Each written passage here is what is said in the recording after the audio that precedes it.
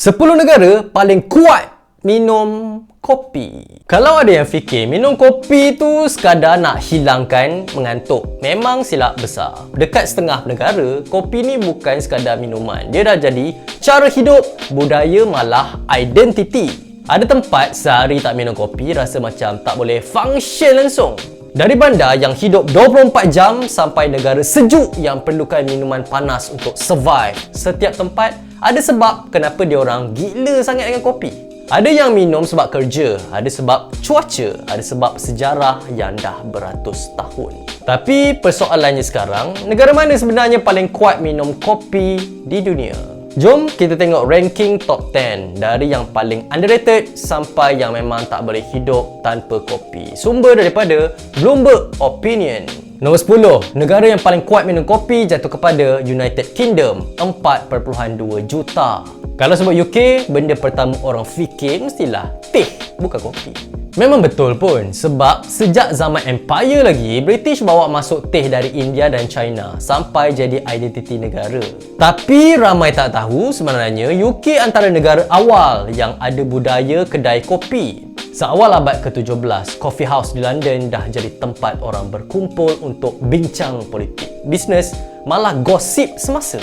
Ada yang panggil coffee house ni sebagai universiti kecil sebab dengan harga secawan kopi, orang boleh dengar perbincangan intelektual yang power. Masuk zaman moden, walaupun teh masih kuat, gaya hidup dah berubah. Bandar macam London, hidup laju. Orang kerja panjang, nak pergi kerja pun jauh. Kopi jadi pilihan sebab cepat, makin jadi rutin harian. Jadi UK ni sebenarnya ada dua dunia, tradisional dengan teh dan moden dengan kopi. Nombor 9, negara yang suka minum kopi jatuh kepada Rusia, 4.3 juta. Rusia pula asalnya memang negara teh. Sejak berabad dulu, diorang import teh dari China melalui laluan perdagangan darat. Minum teh panas dengan cuaca sejuk, itu memang masuk akal. Tapi bila masuk era moden, especially selepas kejatuhan Soviet Union, banyak benda berubah termasuk gaya hidup dan selera minuman. Bandar-bandar besar macam Moscow dan St. Petersburg mula dipenuhi coffee shop moden. Generasi muda lebih terdedah dengan budaya barat dan kopi jadi simbol gaya hidup baru yang lebih urban dan up to date. Dalam cuaca sejuk yang kadang-kadang ekstrim, kopi bukan sekadar minuman, dia jadi cepat untuk panaskan badan dan kekalkan tenaga. Jadi walaupun teh masih ada tempat, kopi makin naik sebab perubahan sosial dan ekonomi. Yang ke-8, negara paling suka minum kopi jatuh kepada jiran kita, Indonesia, 4.8 juta. Indonesia lain sikit sebab dia bukan sahaja pengguna tapi juga antara pengeluar kopi terbesar dunia. Semua ni bermula zaman penjajahan Belanda bila kopi ditanam secara besar-besaran di Pulau Jawa dan Sumatera. Dari situlah datangnya istilah Java Coffee yang terkenal sampai hari ini. Bila sesuatu benda dah lama sangat jadi sebahagian daripada ekonomi dan kehidupan, ia akan masuk dalam budaya. Di Indonesia, minum kopi bukan sekadar nak hilang mengantuk. Dia juga jadi aktiviti sosial. Diorang ada budaya ngopi, duduk santai di warung kopi, borak panjang dengan kawan. Kopi kat sana pun mudah didapati dan murah, jadi semua lapisan masyarakat boleh nikmati. Sebab tu penggunaan tinggi, bukan sekadar trend semata-mata, tapi sebab kopi memanglah sebati dalam kehidupan harian. Nombor 7, jatuh kepada China, 5 juta. China ni menarik sebab dari dulu lagi dia sinonim dengan teh. Beribu tahun sejarah, budaya dan falsafah berkait rapat dengan minuman teh. Tapi dalam beberapa dekad kebelakangan ni, kopi mula masuk dan berkembang dengan sangat cepat. Perubahan ni banyak dipacu oleh urbanisasi dan pertumbuhan kelas pertengahan. Bandar besar macam Shanghai dan Beijing jadi pusat gaya hidup moden dan kopi dilihat sebagai simbol status dan kemodenan. Untuk generasi muda, minum kopi bukan sekadar keperluan, dia juga satu cara untuk nampak global dan kelas. Kehadiran jenama antarabangsa macam Starbucks pula mempercepatkan lagi perubahan ni. Jadi walaupun teh masih kuat, kopi sedang naik sebagai pilihan generasi baru. Nombor 6, jatuh kepada Kanada, 5.4 juta. Kalau nak faham kenapa Kanada kuat minum kopi, jawapannya mudah, iaitu cuaca. Negara ni terkenal dengan musim sejuk yang panjang dan suhu yang boleh jatuh dengan sangat rendah. Dalam keadaan macam tu, minuman panas bukan pilihan, dia jadi keperluan. Kopi jadi teman harian rakyat Kanada, terutamanya waktu pagi. Budaya drive-thru pun sangat kuat dengan jenama tempatan macam Tim Hortons jadi sebahagian daripada identiti negara. Ramai orang akan singgah beli kopi sebelum pergi kerja dan ada yang minum beberapa cawan sehari. Dalam konteks ni, kopi bukan lagi minuman mewah atau gaya hidup hipster. Dia dah jadi rutin asas macam sarapan pagi. Negara paling kuat minum kopi nombor 5 jatuh kepada Filipina, 7 juta. Filipina pula ada sejarah yang dipengaruhi oleh penjajahan Sepanyol dan Amerika dan kedua-duanya membawa budaya kopi. Tapi yang buat negara ni unik adalah cara kopi itu sendiri digunakan dalam kehidupan harian. Kopi 3-in-1 sangat popular dekat sana. Murah, cepat dan mudah.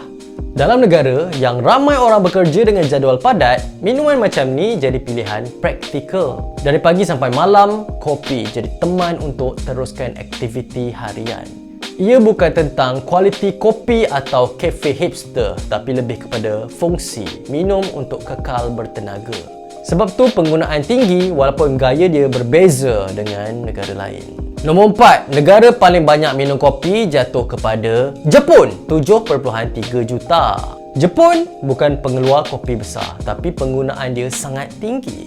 Semua ni bermula bila kopi diperkenalkan sekitar abad ke-19 dan kemudian berkembang pesat selepas Perang Dunia Kedua dengan pengaruh Amerika. Apa yang buat Jepun unik adalah cara diorang integrate kopi dalam kehidupan harian. Vending machine ada di mana-mana dan kopi dalam tin jadi sangat popular. Orang boleh beli kopi panas atau sejuk hanya dengan tekan butang. Tambah pula dengan budaya kerja yang sangat kuat. Salaryman yang kerja berjam-jam setiap hari, kopi jadi bahan bakar untuk teruskan rutin. Kat Jepun, kopi bukan sekadar minuman santai, tapi alat untuk sustain productivity.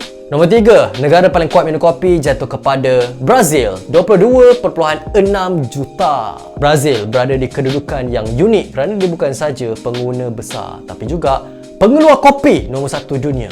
Sejak abad ke-18, ekonomi Brazil sangat bergantung kepada industri kopi. Ladang kopi yang luas menjadikan negara ni pusat pengeluaran global. Bila sesuatu komoditi tu terlalu banyak dalam negara sendiri, ia jadi murah dan mudah diakses. Generasi demi generasi membesar dengan kopi sebagai minuman harian. Di Brazil, kopi bukan benda fancy, dia sebahagian daripada rutin kehidupan. Dari sarapan pagi sampai ke waktu rehat, kopi sentiasa ada di tangan. Sebab tu pengguna dia sangat tinggi, bukan sebab trend, tapi sebab sejarah dan ekonomi yang dah lama terbentuk. Nombor 2, United States, 25.2 juta. Amerika Syarikat adalah antara negara yang menjadikan kopi sebagai simbol gaya hidup moden.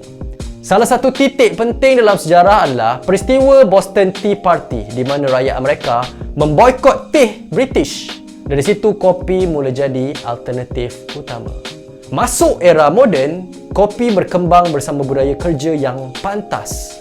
Orang Amerika terkenal dengan gaya hidup yang sibuk dan kopi jadi minuman yang sesuai, cepat, mudah dan boleh diminum sambil bergerak.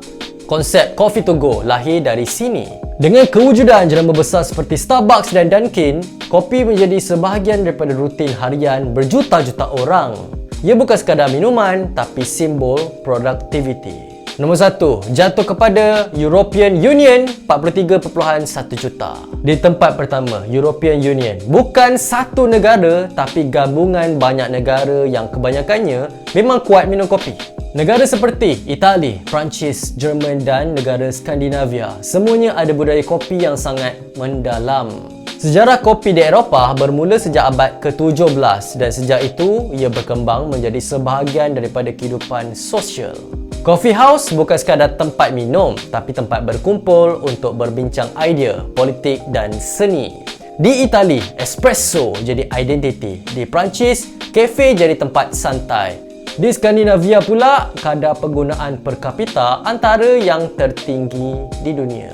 Apa yang membezakan Eropah dengan cara diorang hargai kopi, ia bukan sekadar untuk tenaga, tapi ada ritual, ada gaya dan ada nilai budaya. Sebab tu bila digabungkan semua negara dalam EU, jumlah penggunaan dia jauh mengatasi yang lain.